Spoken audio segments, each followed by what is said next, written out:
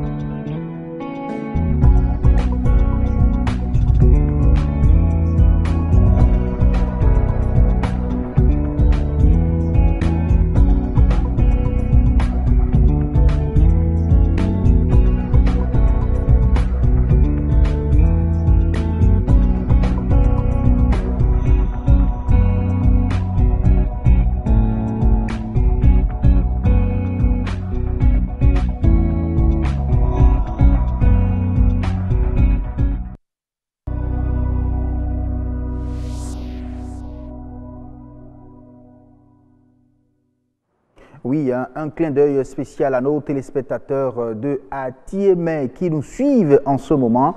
Dédicace faite bien évidemment sur la météo que nous venons donc de suivre. Alors, chers internautes, soyez vigilants. Oui, soyez vraiment vigilants. Vos données personnelles ont une grande valeur et sont d'ailleurs même accessibles. Mais il y a des techniques pour donc vous protéger, des techniques mises en exergue dans le monde entier tous les 28 janvier à l'occasion bien sûr de la célébration de la Journée internationale de la protection des données. Le grand rendez-vous se demande où en est-on au Bénin en matière de protection des données personnelles. Réponse tout à l'heure sur la rubrique expert de ce grand rendez-vous. Vous aurez autant savoir et autant savoir va donc coller à cette actualité en vous présentant les métiers liés au TIC. Oui, les métiers liés à la révolution TIC qui favorisent d'ailleurs le travail à domicile. On verra tout ça dans un instant. Nature et bien-être environnement ouvre une semaine spéciale zones humides en prélude à la célébration le samedi 2 février prochain de la journée mondiale des zones humides. Ce numéro fait un zoom spécial sur l'importance des zones humides avec un focus sur l'état des zones humides du Bénin. Le grand rendez-vous, vous le savez, c'est également le journal et il sera présenté ce soir par Amadine Aniabossou. Bonsoir Amadine. Bonsoir à vous Assim Gaba. On se retrouve tout à l'heure à 19h45 avec quel menu ? Bien, au menu de 19h45 à Gaba, des astuces pour économiser l'énergie tout en utilisant son téléphone portable. Comme vous le savez, l'autonomie des smartphones est devenue un sujet de préoccupation majeure pour de nombreux utilisateurs. Des feux tricolores intelligents fabriqués par des Béninois, la start-up Alivo innove ces feux tricolores qui répondent aux normes écologiques, utilisent l'énergie solaire et sont dotés de caméras. Hier, 27 janvier, la communauté internationale a célébré la journée de la lèpre. Selon l'OMS, 175 000 malades ont été enregistrés dans le monde, mais plus de 200 000 nouveaux cas sont dépistés chaque année, soit un toutes les 5 minutes. Voilà, Assim Gaba, le menu du 19h45 de ce soir.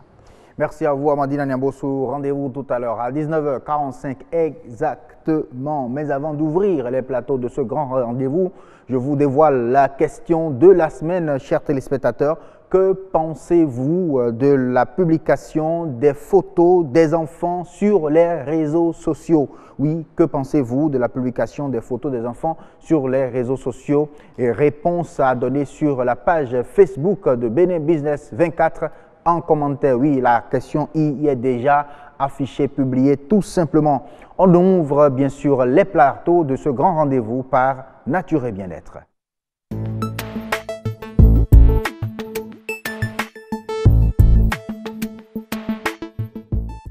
Oui, une spéciale semaine consacrée aux zones humides, bien sûr, sur Nature et Bien-être, ce grand rendez-vous.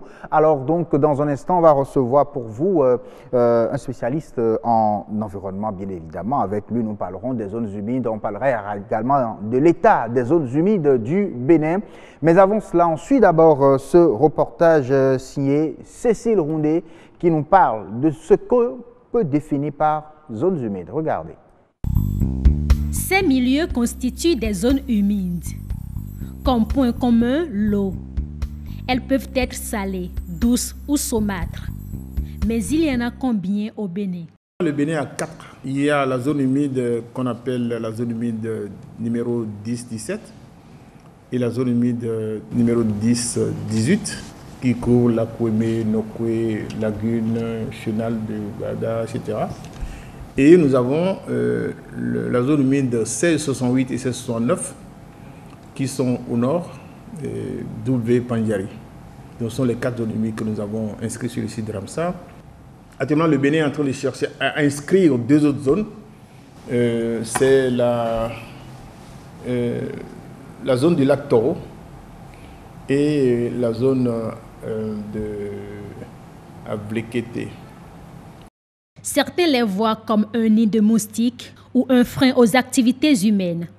Mais les zones humides offrent assez bien d'avantages. Je pense seulement le cas de la pêche. Vous savez combien la pêche apporte au niveau du Bénin par an? C'est plus de 60 milliards. Ouais, donc si vous prenez exclusivement l'activité pêche au niveau des zones humides, ça fait qu'il y a des gens qui ont des activités, il y a des gens qui ont de la nourriture et il y a des gens qui ont des moyens pour subvenir à leurs besoins. Si vous prenez le cas de la mangrove, c'est seulement au niveau des zones humides que vous les avez. Lorsque vous prenez les tifas, c'est seulement au niveau... Et même, il y a des forêts qui sont des forêts galériques qui sont dans les zones humides. Donc, vous avez toute cette biodiversité-là qu'il y a au niveau de ces écosystèmes qui font que nous devons les utiliser de manière intelligente pour aujourd'hui et pour les générations futures. Vous prenez 1 hectare de mangrove, ça séquestre 12 tonnes de CO2 par an. Or, si vous détruisez ça, ça veut dire que vous permettez la libération de cette quantité de CO2 dans la nature. Donc, ça contribue aux effets du changement climatique. 1 549 393 hectares. C'est l'espace occupé au Bénin selon la Convention de Ramsar.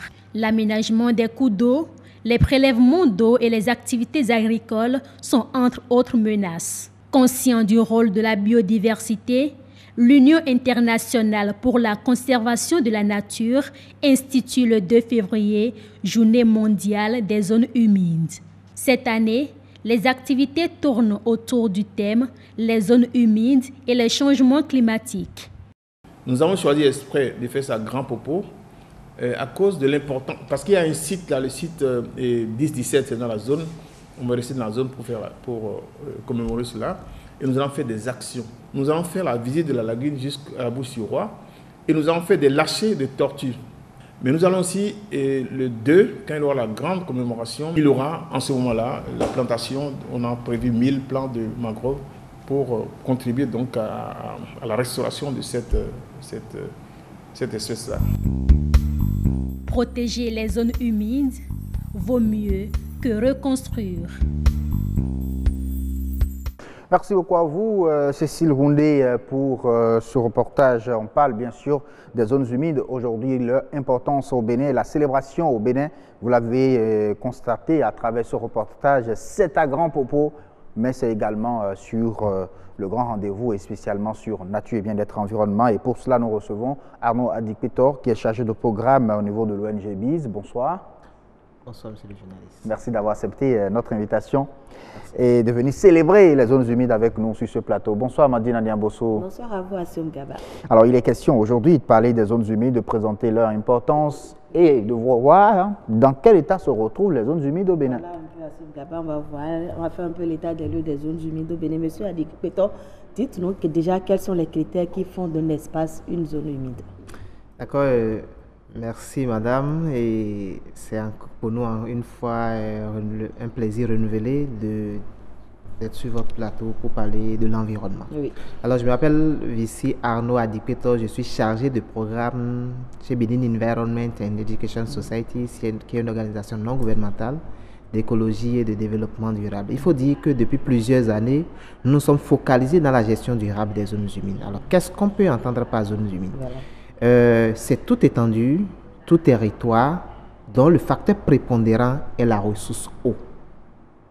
Donc, tout espace, et l'eau peut être temporaire ou permanente, elle peut être stagnante ou courante, elle peut être douce, saumâtre ou salée. C'est-à-dire que même les zones marines sont des zones humides. N'importe où il y a de l'eau. À condition que la profondeur à marée basse n'excède pas 6 mètres dans les zones marines. Que la profondeur n'excède pas à marée basse. Quand le cours d'eau est à son niveau le plus bas, ça ne doit pas excéder 6 mètres. Dans ces conditions, nous sommes en présence d'une zone humide. Et dans quelles conditions il n'y a pas de zones humides, malgré la présence de l'eau? Oui, comme je l'ai dit, si le niveau d'eau dépasse, dans la zone marine bien sûr, dépasse 6 mètres, ce n'est plus une zone humide. Mais les plans d'eau intérieurs, tels que le lac Nokwe, le lac Kaémé, la rivière Pendiari, sont considérés comme des zones humides. Voilà. Et les zones humides peuvent être naturelles ou artificielles, ce que beaucoup ne prennent pas. Donc on peut créer des zones humides, si on veut.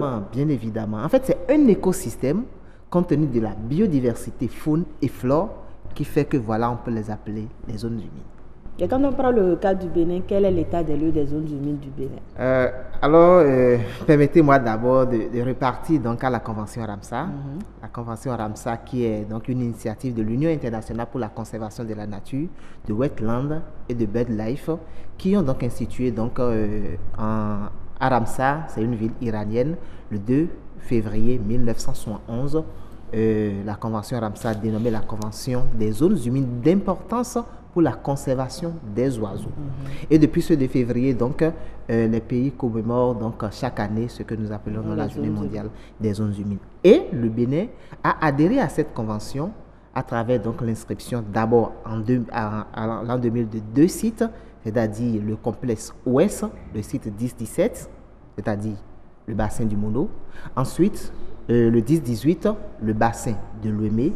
Et en 2007, le Bénin a inscrit 2 autres sites que sont la rivière Pendiari et le parc W, les sites Ramsar 1668 et 1669. Et il est en cours d'inscription un 5e site qui est un site transfrontière entre le Bénin et le Togo, qui est le chenal de Baga. Alors quand nous parlons de la Convention Ramsar, les pays adhérents se sont engagés, à inclure les zones humides dans les planifications. Et je pense que les problèmes sont là. On ne saurait faire une planification de Cotonou sans prendre en compte le lac Nokwe environ, ce qui n'a pas été fait dans le temps.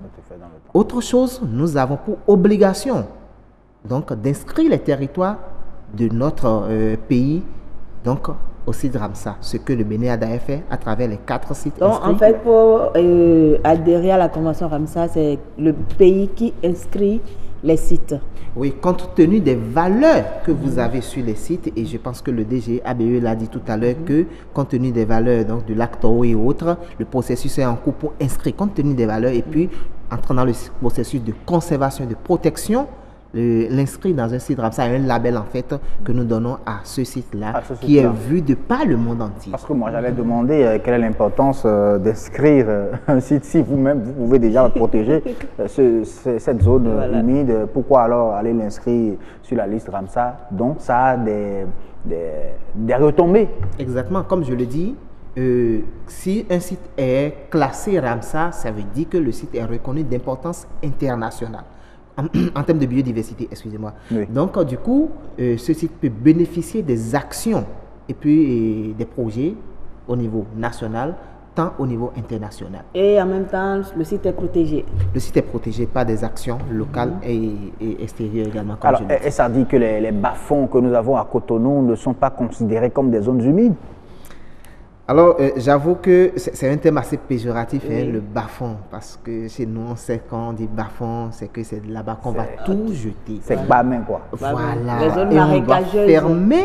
Et Les dans notre langue locale, là, ça se dit même. Nos souhaits. Alors que c'est une aberration. Les zones humides jouent plusieurs fonctions. D'abord, permettez-moi de revenir sur les valeurs des zones humides, les valeurs économiques des zones humides. Mais on le dit souvent que la vallée de l'Ouémé est la deuxième la plus riche de l'Afrique après le Nil. Je vous dis que si nous décidons donc à mettre en valeur cette vallée-là, nous allons atteindre l'autosuffisance au Bénin, nous allons pouvoir desservir l'Afrique de l'Ouest en termes économiques. Le lac Nokoué et autres concentrent la grande partie du commerce avec le Nigeria. Mais également, le lac Nokoué constitue le garde-manger de Cotonou et environ en termes de protéines d'origine animale. Donc, ce sont des valeurs économiques que nous devons valoriser, mais également des valeurs esthétiques. Gambier fait parler du Bénin à l'extérieur des frontières béninoises, mais également à l'extérieur du continent africain. Mais laissez-moi vous dire que c'est le tourisme qu'on peut valoriser, qui est d'ailleurs la deuxième source de devises au Bénin, et sans oublier donc les valeurs culturelles à travers les forêts sacrées, mais également des services écosystémiques. Les zones humides constituent donc un élément d'atténuation des crues et des inondations. Vous imaginez un instant... On a plutôt l'impression que c'est le contraire. C'est le contraire, c'est-à-dire il faut quand il y a les marécages quelque part, c'est ça qui cause beaucoup plus les inondations. Non, du tout pas, du tout pas. Je vous dis que c'est tout un ensemble, c'est un équilibre écosystémique. Sans les zones humides, vous vous imaginez les eaux pluviales qui seront enregistrées au Bénin seront où? Seront à Cotonou, seront à Calavi, seront partout comme on le connaît déjà. Mais laissez-moi vous dire que les zones humides concentrent, essaient d'emmagasiner une grande partie de cette eau-là qui est réutilisée pour l'agriculture, pour la fourniture de l'énergie, etc., etc. Voilà. Ah, donc les zones humides sont très très importantes pour nous et au cas où on ne va pas les protéger, c'est qu'il y a des conséquences graves qui nous attendent en réalité. Malheureusement, les conséquences nous attendent, c'est que nous projetons ça plus tard, mais les conséquences sont là déjà. Vous allez dans le canal le chenal de Cotonou, par exemple, vous voyez comment les ordures de part et d'autre viennent donc encombrer, et ça fait partie donc des causes de l'inondation à Cotonou. Actuellement, le lac Nokoué n'est plus à même de fournir autant de poissons que de par le passé à cause des mauvaises pratiques de pêche. Actuellement, nous parlons des changements climatiques et autres. Nous avons suivi tout à l'heure dans l'élément, les zones humides sont capables donc de capter environ 12 tonnes de CO2 par an. Les mangroves qui constituent l'espèce phare de ces zones humides pendant longtemps ont été coupées, et ça fait partie donc des éléments qui contribuent donc à la situation actuelle. En quelque sorte, les zones humides constituent une solution au problème des changements climatiques. Les zones là, c'est d'ailleurs la raison pour laquelle le thème donc de cette célébration est zone humide et changement climatique. Un thème sur lequel on va revenir sur vendredi sur Nature et Bien-être. Merci beaucoup à vous, Anouadi Peto. À très bientôt. À très bientôt à vous également, Amadine Niabossou. Merci à vous. Je dirais dans quelques minutes seulement, on va vous retrouver sur le plateau du journal. Mais avant le journal, on continue. Cette fois-ci, on aborde une autre actualité, celle qui concerne même ce jour. Il s'agit bien sûr de la Journée internationale de la protection des données. Parlons-en sur la rubrique Expert.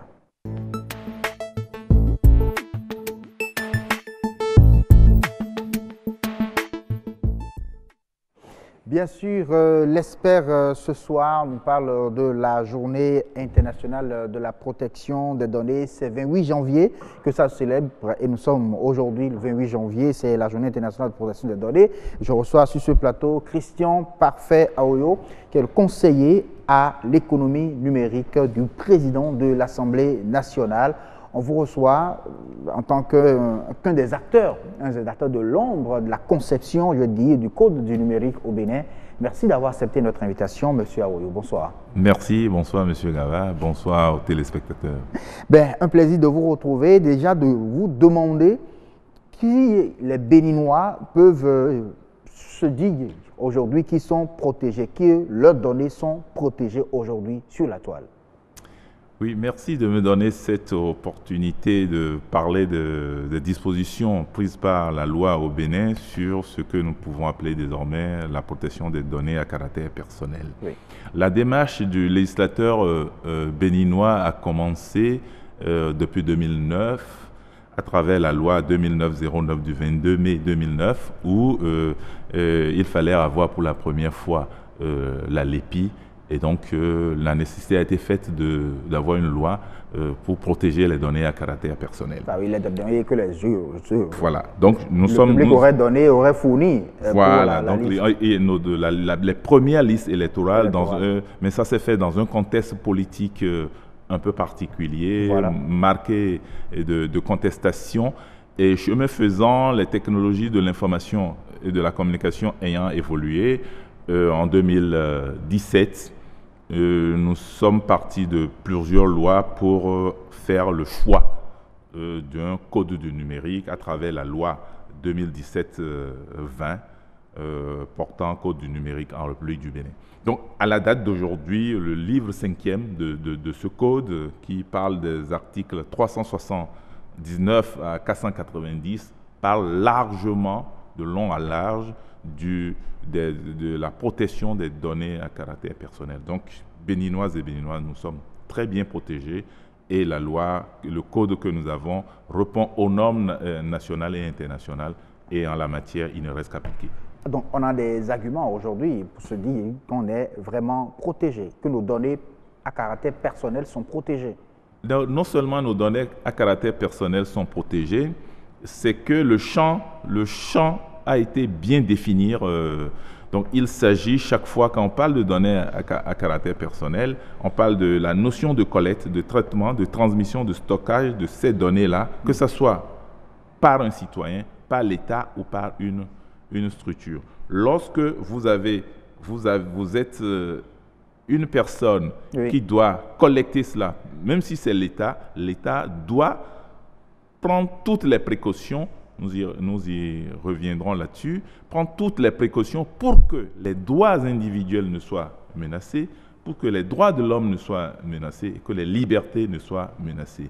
Donc, la vie privée au Bénin est protégée malgré, nonobstant notre exposition au réseau. Ouais. Donc, nous sommes en train de dire que le Bénin, à travers le code du numérique, est en train de bâtir ce qu'on peut appeler la confiance numérique. Et donc, d'autres dispositions, aussi bien techniques que législatives, sont venues renforcer le traitement des données à caractère personnel pour mettre le citoyen béninois, le cyber-citoyen béninois, que ce soit sur le territoire ou à l'étranger, en sécurité. Bien entendu, il n'y a pas la protection zéro, il n'y a pas la sécurité zéro. Il n'y a pas la sécurité, on pourrait dire 100%, l'insécurité zéro, c'est vrai, mais ce sont des données que nous-mêmes, publics, internautes, nous avons accepté donner, mettre à la disposition de ces organisations, de ces institutions ou de ces outils-là qui se retrouvent sur la toile. Mais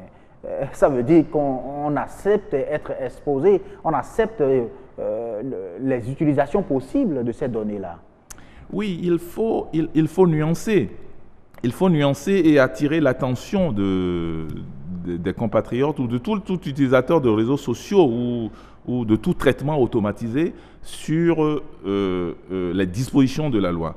Je vais envisager deux cas. Le premier cas, vous vous connectez à un réseau social, vous ne lisez pas parce que c'est trop long les conditions d'acceptation de traitement de vos données. Oui. Aujourd'hui, parce que vous êtes béninois, parce que vous êtes africain, parce que le Bénin a adopté le code, vos données sont protégées lorsque les personnes les ont utilisées frauduleusement, illicitement, et à partir de cet instant, vous pouvez contester, même si au départ, vous n'étiez pas conscient, si vous pouvez vous référer à ce que nous appelons désormais l'autorité de protection des données à caractère personnel, qui est une autorité que le Code a consacrée, en remplacement de ce que nous appelons la CNIL. Si vous prenez cette disposition-là, la CNIL prend les dispositions avec les moyens de l'État, avec tout ce qu'il y a pour s'assurer que vos données sont protégées. Mais il faut, et surtout, que vous-même, vous ne vous exposiez pas. ne mettez pas forcément, au-delà de votre nom, prénom, ne mettez pas d'autres données qui vous concernent sur les réseaux sociaux. Mais si c'est demandé?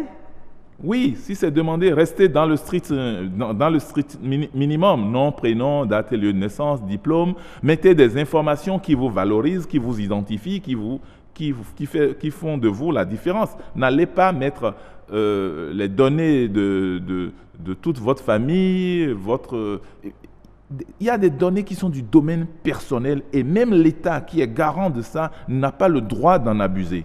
Okay. L'État n'a pas le droit d'en abuser. L'État a plutôt l'obligation de protéger ces données-là. Donc, si par exemple, nous sommes dans un traitement de masse, comme ce fut le cas au niveau de la LEPI, comme ce fut le cas au niveau du RAVIP, oui. L'État prend des dispositions. L'autorité de protection des données à caractère personnel prend les dispositions pour que ces données ne se retrouvent pas dans les mains de tiers. Et une fois qu'on veut utiliser vos données à caractère personnel, la loi vous donne l'obligation aux personnes, aux tiers qui doivent les utiliser, de demander votre consentement. C'est très important. Vous ne pouvez pas publier des données à caractère personnel sur une personne sans son consentement. Sans son consentement. Vous ne pouvez pas. Et bien entendu, ce qui se passe aujourd'hui, c'est que nos concitoyens ne sont pas suffisamment informés. Donc, c'est l'exercice que nous sommes en train de faire, c'est de les informer, c'est d'avoir toutes les structures, tous les acteurs pour les informer, pour leur dire, attention, vous avez des droits et en même temps, vous avez des devoirs. Vous ne pouvez pas non plus prendre des données d'autres personnes, licitement ou illicitement, et les publier sans leurs accords. Vous ne pouvez pas les vendre sans leurs accords. Donc, c'est encadré et les dispositions de la loi sont très claires là-dessus. Il faut beaucoup faire attention. Comme quoi, je fais ma photo aujourd'hui, je mets ça sur Facebook, quelqu'un d'autre n'a pas le droit de publier cela sur sa page sans mon consentement.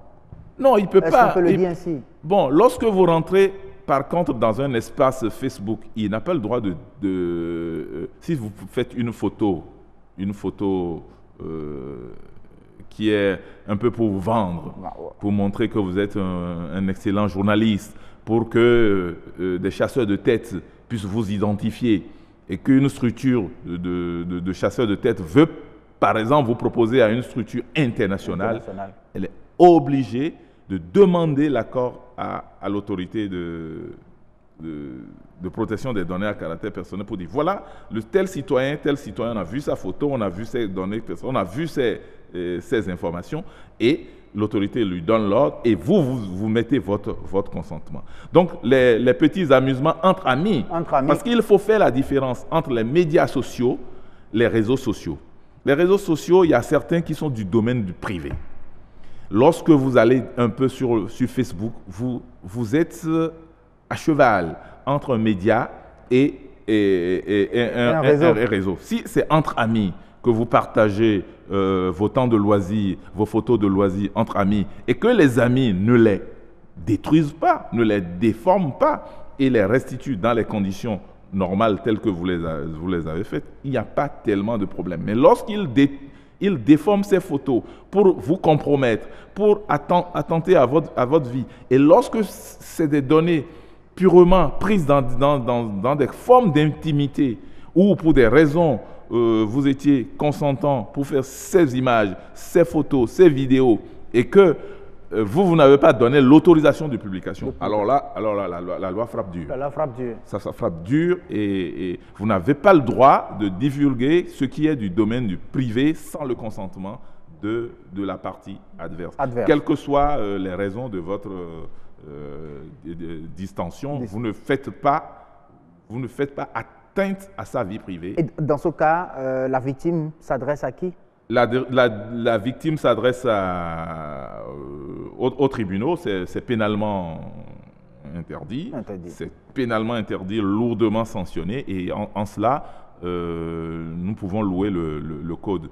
Mais il y a beaucoup de dispositions qui protègent le citoyen, c'est sur ça, qui permettent aux jeunes d'être en sécurité, d'aller faire valoir la culture béninoise, les valeurs béninoises, leur talent sur les réseaux sociaux en toute quiétude Et là, je crois que nous avons un bon code en la matière. On a un bon code vraiment en la matière. Merci beaucoup à vous.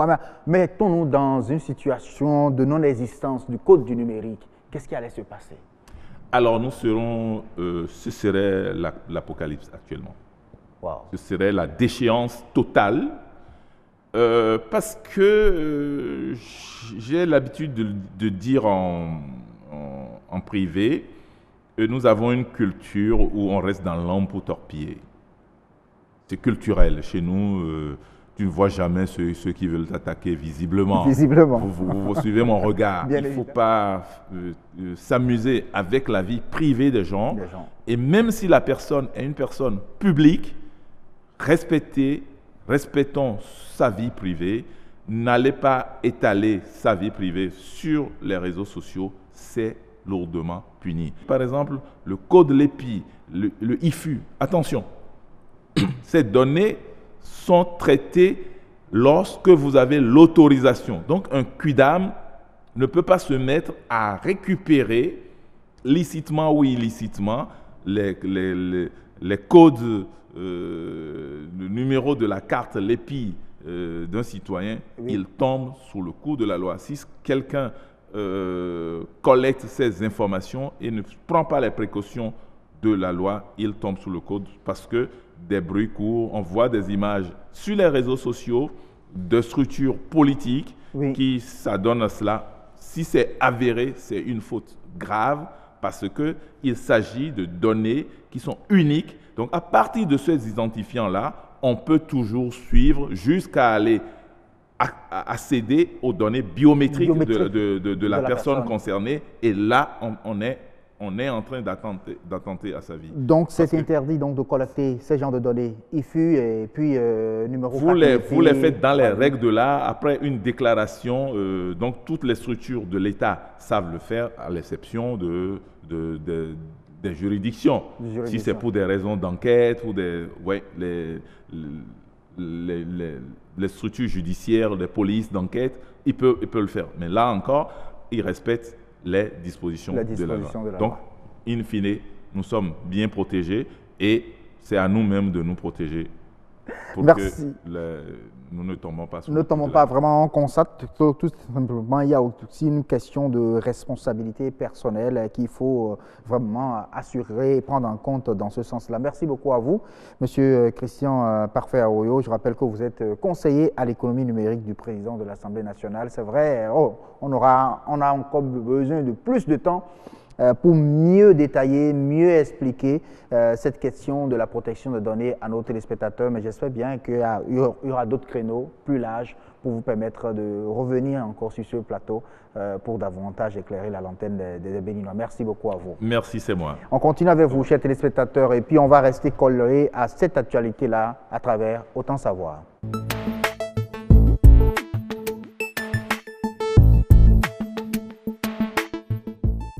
Autant Savoir, aujourd'hui, ça parle des métiers liés à la révolution TIC. Oui, il y a quoi comme métier lié bien sûr aux technologies de l'information et de la communication?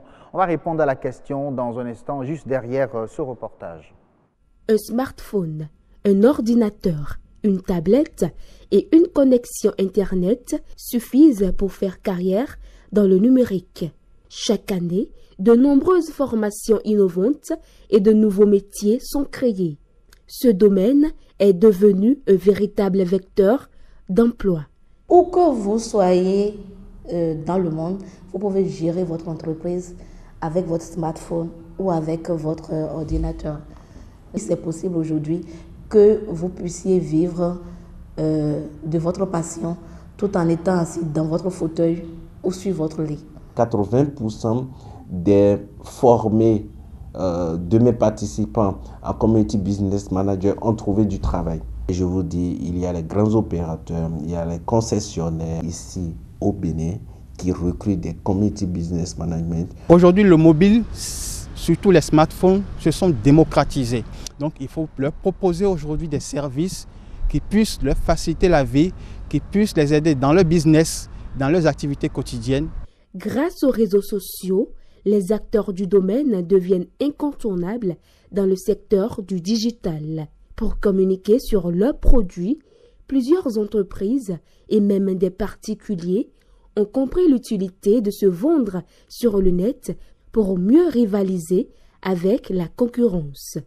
En réalité, on fait de la veille technologique au niveau du Community Business Management. On peut savoir vendre le candidat, on peut savoir réellement hausser le niveau d'un produit pour pouvoir devenir un produit de marque, un produit excellent.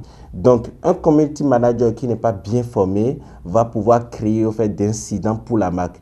Et donc, si par exemple votre passion consiste à découvrir les coins les plus exotiques du monde, vous imaginez bien qu'à force de découvrir, à force de faire découvrir aux gens, à force d'avoir beaucoup de gens qui vous suivent, des followers ou des abonnés, si c'est une chaîne YouTube, vous pouvez négocier avec des hôtels ou avec des endroits exotiques pour faire leur promotion, faire leur publicité. Que vous avez de bonnes idées que vous proposez à vos clients, donc c'est un métier prometteur et qui vous promet quand même des revenus substantiels pour vous épanouir.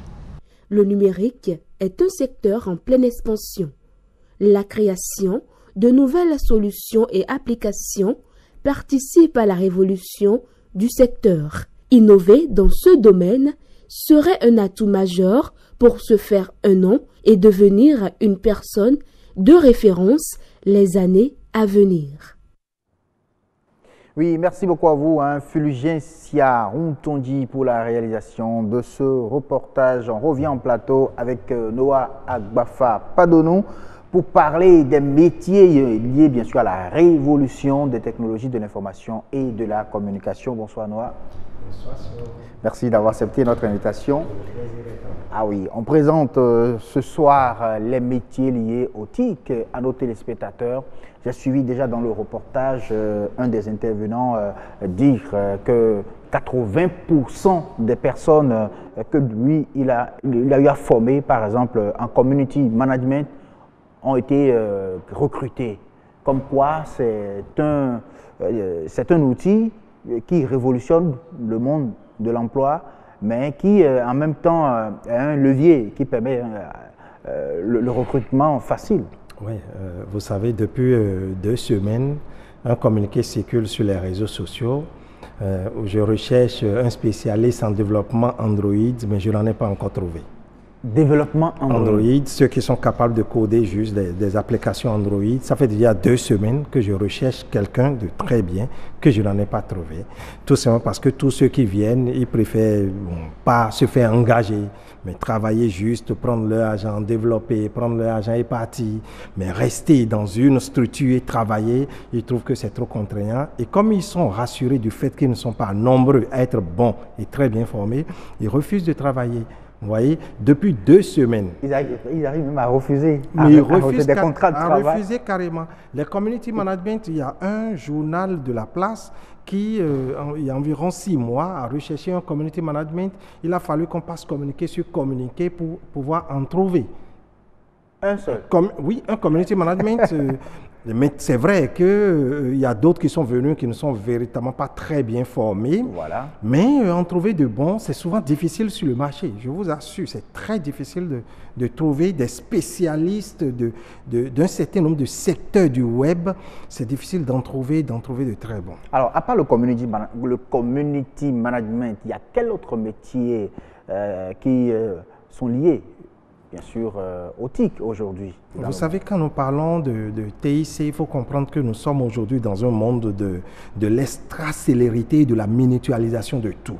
Nous sommes dans un monde où le téléphone portable, l'ordinateur, ou la tablette, les objets connectés, l'intelligence artificielle, ont révolutionné totalement notre manière de vivre et notre manière d'entreprendre. Nous sommes aujourd'hui dans un monde où il y a déjà la cybercriminalité, il y a le piratage, il y a les bugs. Cela appelle alors à inventer d'autres types d'experts. Des experts en cybersécurité, des experts en cybercriminalité. Nous avons aujourd'hui le monde, l'entreprise même qui se veut une entreprise aujourd'hui plus portée vers un monde plus grand, qui veut une clientèle plus grande, qui veut être beaucoup plus proactive. Cela appelle nécessairement l'utilisation des TIC.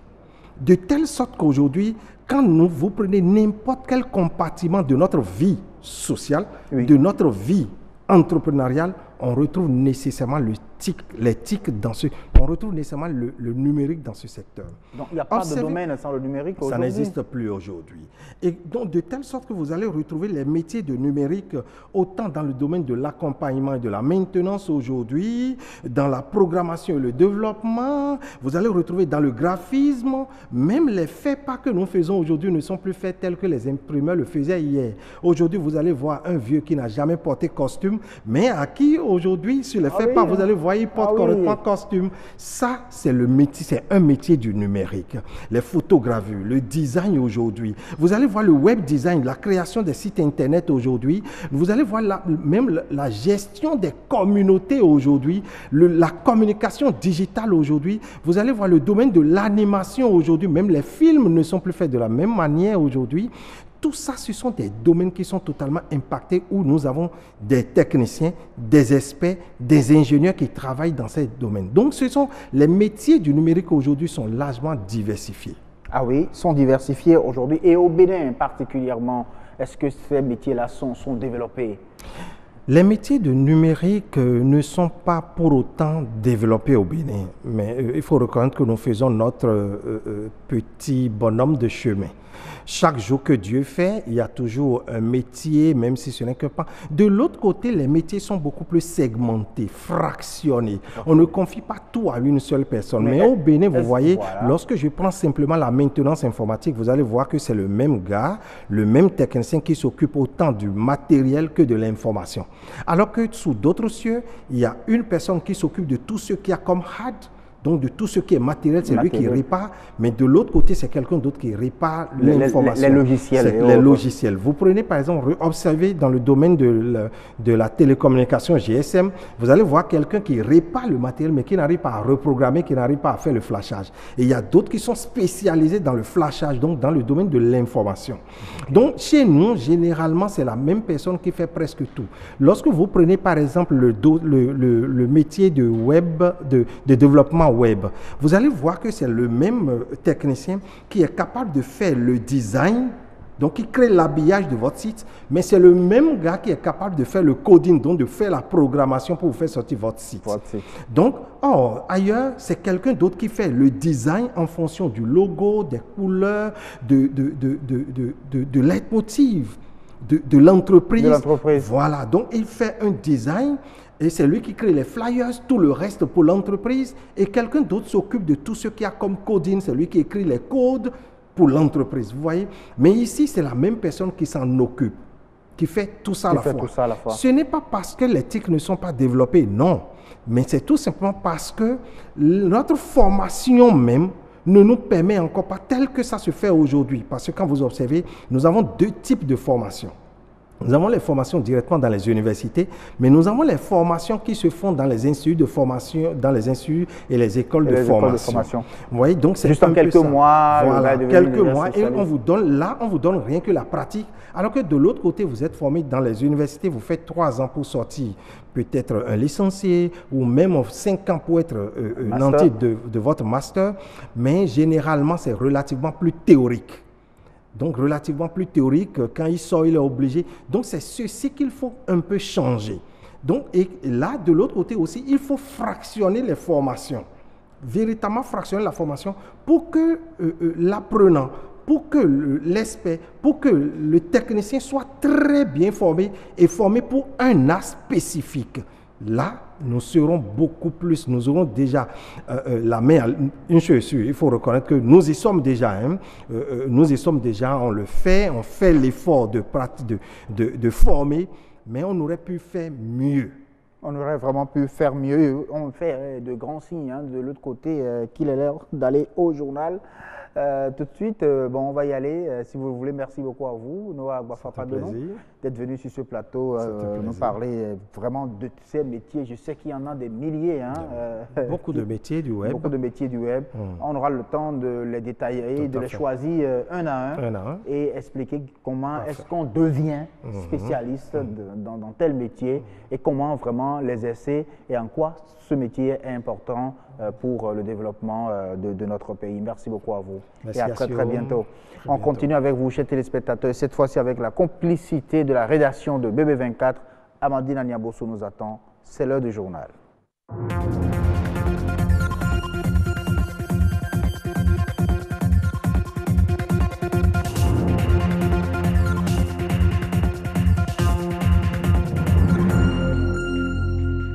Mesdames, Messieurs, bonsoir. Voici les titres du journal.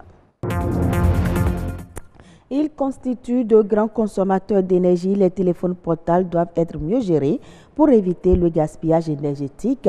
À suivre quelques astuces.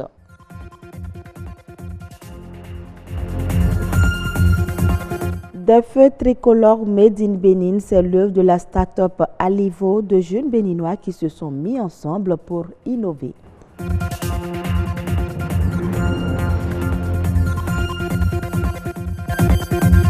Journée internationale de la lèpre, l'événement a été célébré ce dimanche. Au Bénin, on enregistre plus de 200 cas chaque année. Tendons la main aux malades, c'est le thème de réflexion cette année.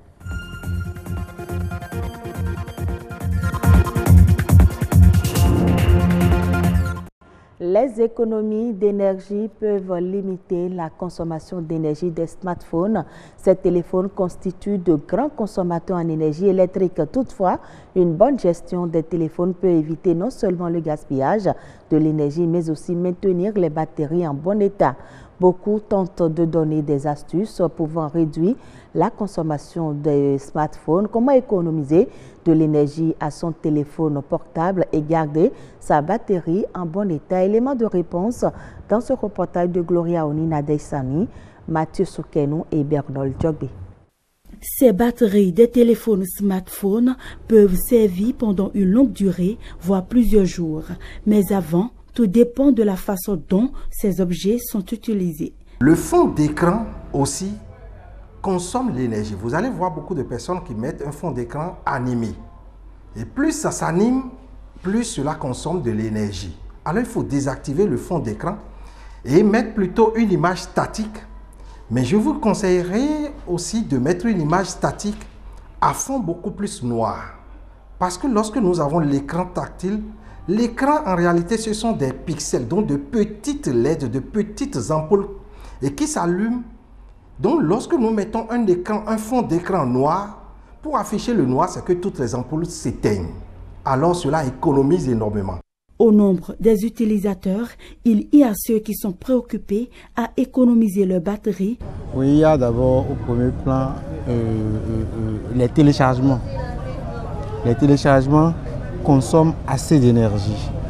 Donc lorsque vous finissez un téléchargement, vous devez couper. Ou bien lorsqu'il y a des téléchargements en instance et que vous n'arrivez pas à couper, ça pompe l'énergie. Ça pompe l'autonomie de la batterie et la batterie se décharge très vite. Lorsque vous utilisez du moins votre téléphone et que ça arrive à un pourcentage de consommation, c'est-à-dire à 25%, il faut avoir le réflexe de mettre le téléphone sous mode veille. Pour économiser l'énergie de mon portable, je ne laisse pas mon portable jusqu'à 15% avant de la mettre à la charge. Et même au cours de la charge, jusqu'à 85%, je la débranche pour économiser la batterie de plus.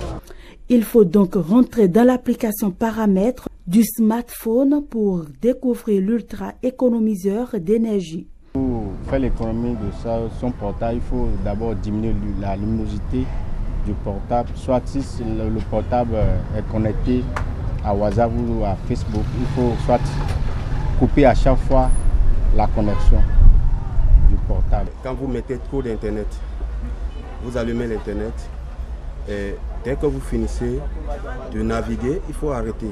Alors pour économiser la charge, notre premier geste devrait être de régler la luminosité parce que la luminosité utilise énormément d'énergie.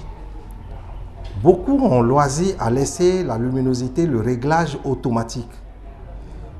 Je ne vous le conseille pas parce que le réglage automatique ne fait toujours pas le réglage tel qu'on aurait voulu pour faire suffisamment d'économie. Alors il faut faire toujours un réglage manuel de votre écran. Nous avons beaucoup d'applications, surtout quand on est sous Android. Il y a beaucoup d'applications qui tournent en arrière-plan. Il faut désactiver toutes les applications qu'on n'utilise pas souvent. On peut forcer l'arrêt. Entrez tout simplement dans vos paramètres et vous allez trouver les applications et vous forcez tout simplement l'arrêt de ces applications qui sont généralement des applications très gourmandes en énergie. Les utilisateurs ont de plus en plus tendance à télécharger les applications sans tenir compte de la capacité de leur batterie. Selon une étude révélée en 2018 par Google, la forte luminosité impacte la batterie. La même étude propose de réduire la luminosité à 50%. La start-up Alivo fabrique des feux tricolores intelligents made in Benin. C'est l'œuvre d'un groupe de jeunes scientifiques après leurs études universitaires innovent dans le domaine de la science. Une petite démonstration de cette technologie dans ce reportage signé Lazare Migan Benol Djogbe. Nous sommes au carrefour du 10e arrondissement de Cotonou, précisément à Zogo. Ici, la circulation est fluide, régulée par des feux tricolores intelligents, made in Benin. Ils sont dotés de caméras et fonctionnent à base de l'énergie solaire. Ils ont su marier l'utile à l'agréable. C'est-à-dire on n'a plus besoin d'utiliser l'énergie électrique, mais directement le solaire qui est beaucoup plus mis en avant à notre époque. Et en ce qui concerne la caméra qui est fixée, cela va aider beaucoup plus la police. En ce qui concerne ceux-là qui brûlent les feux tricolores, l'infraction en la matière sera beaucoup plus suivie. Et je pense que la population aura maintenant de la retenue parce que là maintenant on te voit. Avant tu pouvais dire que non, mais là la caméra est témoin et cela va corriger le comportement. Avant il y avait les accidents. En tout cas moi je travaille ici, il n'y a pas ce jour-là. Chaque matin vraiment il y a des accidents. Maintenant, depuis qu'ils ont placé le feu, il n'y a plus ce genre de choses. Ça participe au développement du pays.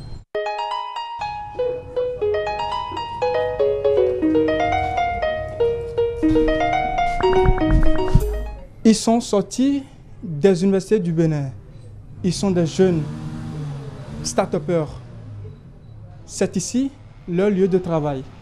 C'est ici que notre laboratoire, où nous faisons les recherches, les excès et la conception de nos kits. L'idée remonte dans les années 2015 et c'est parti du constat que beaucoup de nos carrefours sont pourvus de feux, de dispositifs de signalisation défectueux où on constate que c'est présent mais ce n'est pas en service pour diverses raisons.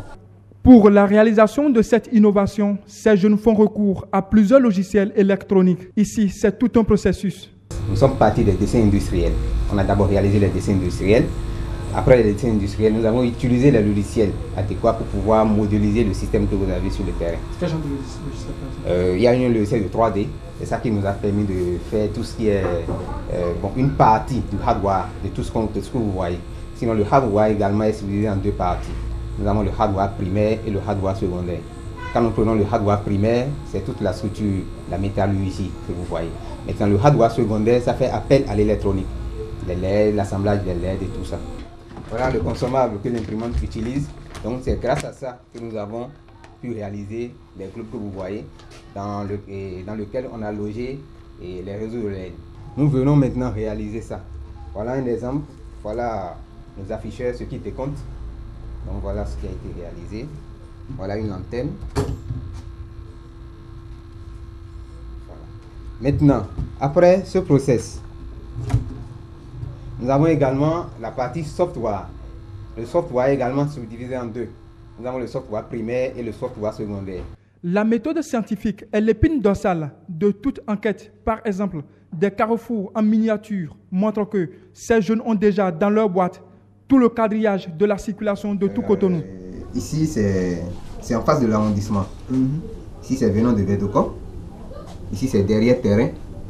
Et là, c'est terrain. Quand vous quittez le goudron. Voilà. Des instruments comme la perceuse, la matrice, pour donner la forme souhaitée aux afficheurs. Le positionner à l'endroit requis, je vais un peu mettre la pression.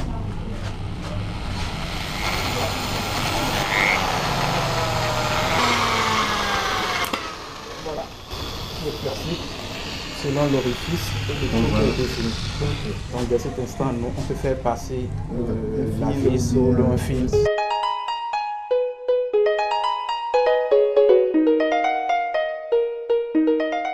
Bientôt, ce site deviendra une unité de production. Et au-delà du 10e arrondissement, c'est toute la ville qui va profiter de cette innovation. De quoi faire de Cotonou une ville verte. Autre élément dans ce journal, la lèpre, une maladie infectieuse mais rarement contagieuse. Elle fait ravage et le Bénin enregistre au moins 200 cas de lèpre chaque année.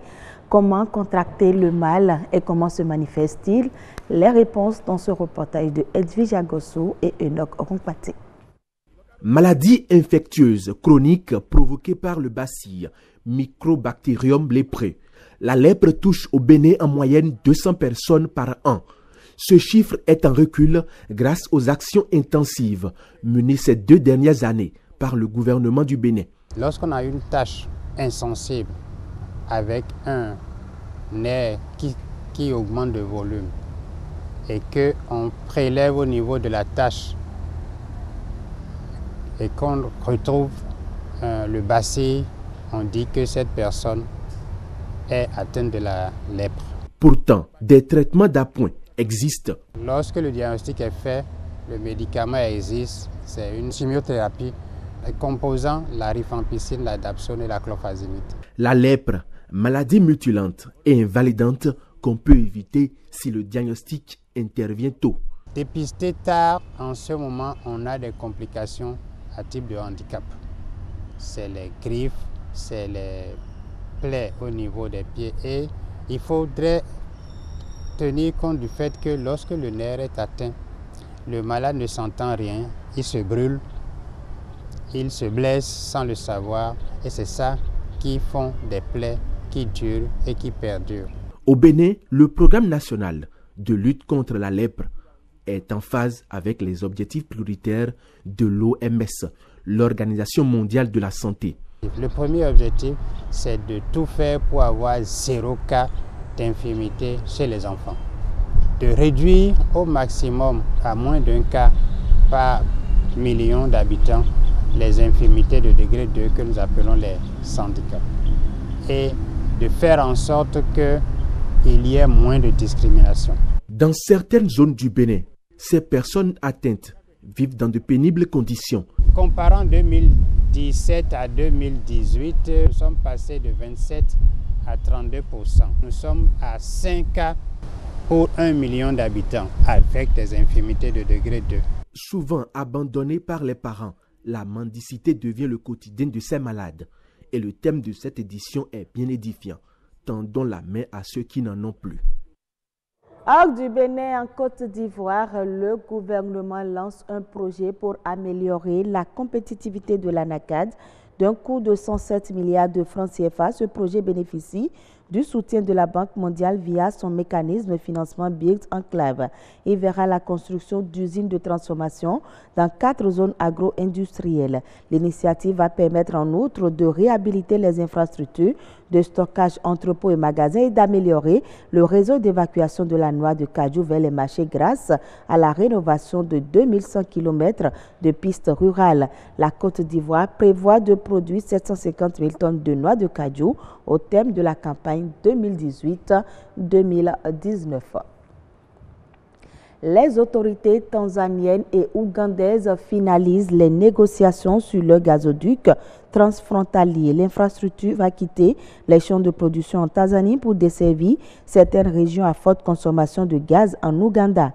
Les négociations portent principalement sur la façon de gérer, d'exécuter et de superviser le projet compte tenu des différentes lois dans les 2 pays. Le gaz exporté vers l'Ouganda va permettre d'alimenter les centrales thermiques et de satisfaire la demande en combustible domestique sans cesse croissante. Et ce sera tout pour ce journal. Mesdames, Messieurs, merci à vous de l'avoir suivi. Très bonne suite de nos programmes.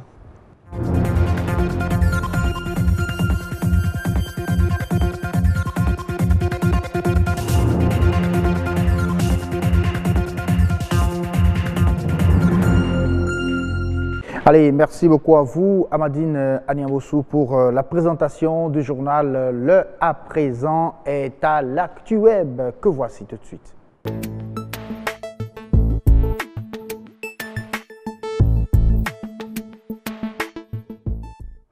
L'ActuWeb ce soir, c'est lié à l'actualité du web, comme cela est bien abrégé, bien sûr, à travers le titre de cette rubrique. Bonsoir à vous, Adonis. Bonsoir, Sion. La pleine forme. Oui.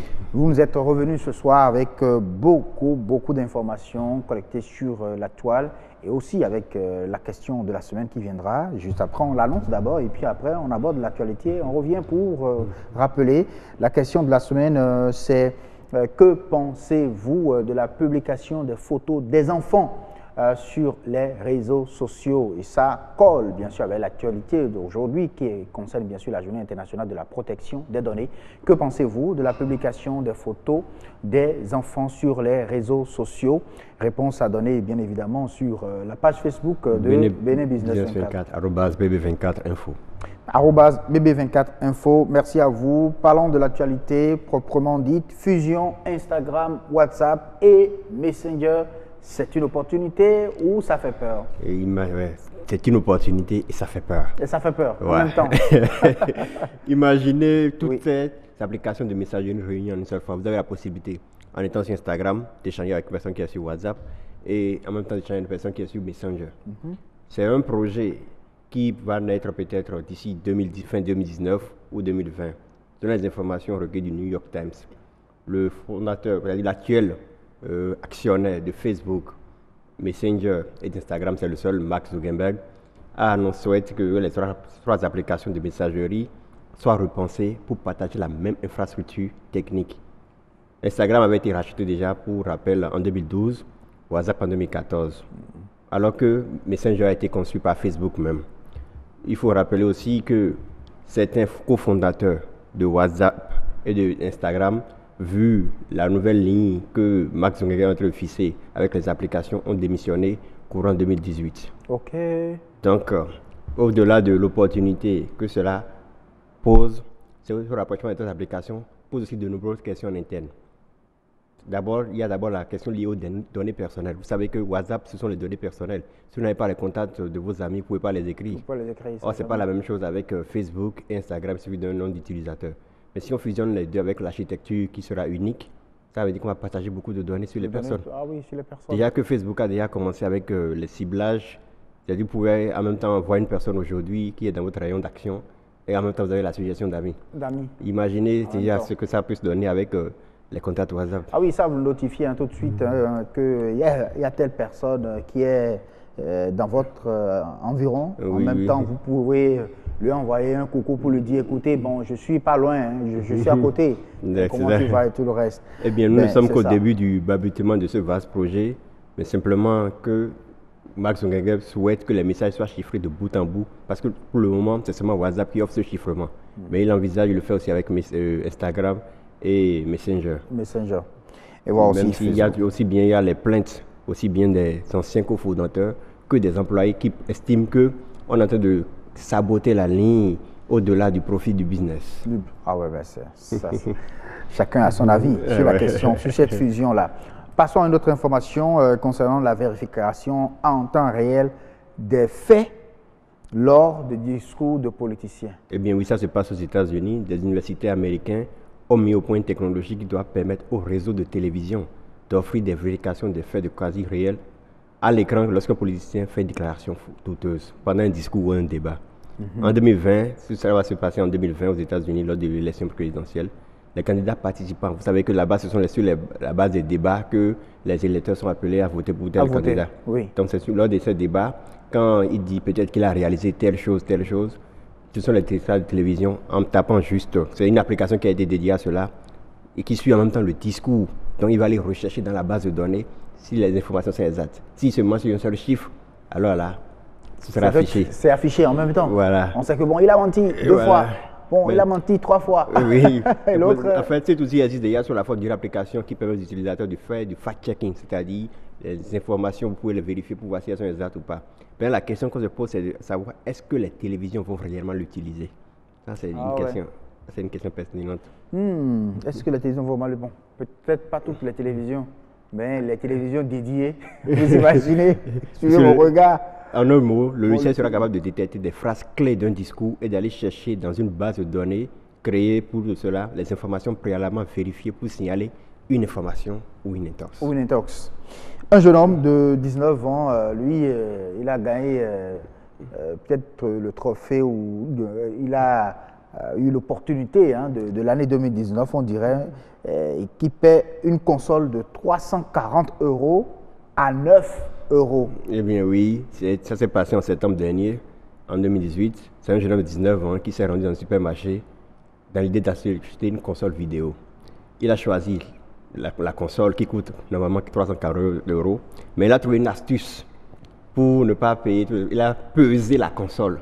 Parce que au rayon des légumes et fruits, vous pesez, c'est le poids qui fait que vous payez ce que vous avez pris. Donc il a juste payé la console qui lui a marqué le poids, il a juste payé 9 €. Donc il est parti comme ça, il a vu que cela a eu un succès, il est revenu le lendemain. Oh oui? Oui, pour réitérer l'opération, mais cette fois-ci il a été repéré. Il a été repéré. Il a expliqué d'hier aux forces de l'ordre d'avoir revendu la première console à 100 €. Donc il a été condamné jeudi dernier à 4 mois de prison avec sursis. Oh là là, oh là là là là. Ah oui, ben. Oh là là là là. Qu'est-ce qu'il a eu? Il a été trop con. Non, est-ce qu'on dirait con, mais il a été trop gourmand. Voilà. Il a été trop gourmand. Pas pour encourager le vol, mais bon, voilà, c'est pas une bonne habitude, vous comprenez, tout simplement. Et c'est pour ça qu'il est revenu. Ouais. Voilà, pour qu'on puisse l'attraper. Voilà, des dons pour relancer les recherches d'Emiliano Sala, ça continue. Il faut savoir le dire que l'attaquant de Cardiff, Emiliano Sala, avait disparu dans la nuit du lundi au mardi. Il devait rejoindre son nouveau club de Cardiff, pour lequel il a signé un nouveau transfert. Jeudi dernier, les autorités ont annoncé l'arrêt des recherches. Une cagnotte a été initiée afin de relancer les recherches. Elle s'est élevée maintenant, elle a atteint là-bas les 300 000 €. Il faut souligner qu'au début c'était dans les 150 000, mais beaucoup de joueurs ont contribué. Le dernier donc qui a ramené ça à 300 000 €, c'est celui de Kylian Mbappé, qui a donné 30 000 €. Il y a aussi d'autres joueurs comme Dimitri Payet, 10 000 € et Lucas Ocampos, 5 000 €. Les autres dons, ce sont des dons anonymes de téléspectateurs. On n'a pas retrouvé son corps? Jusqu'à présent, non. Ni l'avion, ni son corps. Ni l'avion, ni son corps. Oh là là. Vous signez un nouveau contrat, vous quittez un pays pour un autre. Si ce contrat n'avait pas abouti, il serait... Bon, imaginez tout ce qui pourrait... tout ce que cela pourrait engendrer comme commentaire et tout le reste. Mais voilà, un contrat à succès et on s'en va rejoindre le corps pour exécuter, pour tenir ses promesses. On espère, on garde juste un mince espoir. On espère vraiment. Même si l'espoir n'est plus... Pour qu'il reçoive l'honneur qu'il mérite quand même ce soir. Emiliano Sala. Merci à vous, Adonis Bohon. On va rappeler la question de la semaine avant de partir. Que pensez-vous de la publication des photos des enfants sur les réseaux sociaux? Vous allez sur la page Facebook de Bénin Business 24, vous verrez la question affichée et vous envoyez votre réponse en commentaire qui sera répercutée quand déjà, Adonis? Vendredi sur ActuWeb, le grand rendez-vous. Merci à vous, Adonis. Ouais. À très très bientôt. Ouais. À mercredi avec... on sera ensemble. On sera ensemble mercredi. Agnat avec vous le vendredi pour les réponses concernant bien sûr la question de la semaine. Quant à vous, chers téléspectateurs, c'était un grand plaisir. Mais avant de partir, la météo d'abord.